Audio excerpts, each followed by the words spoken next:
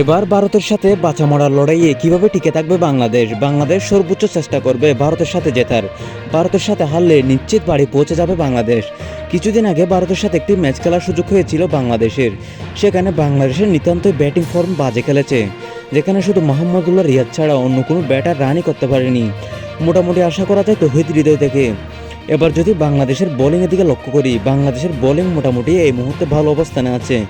সেখানে মুস্তাফিজের কাটার, রিশাদ হোসেনের লেগ স্পিনার এবং তানজিব সাকিরের বোলিং বাংলাদেশের বোলিং লাইনকে অন্যতম পর্যায়ে নিয়ে গেছেন।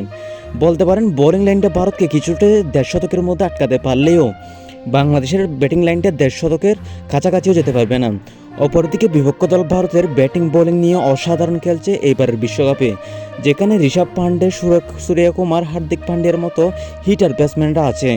অপরদিকে বোলিং লাইনটা খেয়াল করলে আশরিফদীপ, বুমরার মতো বিশ্বমানের বোলাররা আছে, যাদের সামনে লিটন দাস, নাজমুল হোসেন শান্তর মতো ব্যাটাররা একবারও টিকে থাকতে পারে কিনা সন্দেহ।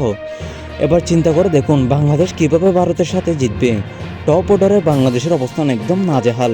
নাজমুল হোসেন শান্ত, লিটন দাসের মতো ডট ব্যাটার থাকলে কিভাবে বাংলাদেশকে 1.5 শতকের গণ্ডি পেরোবে। এত সব প্রত্যাশার মাঝেও তবু একটি প্রত্যাশা, বাংলাদেশ যেন সেমিফাইনাল খেলতে পারে।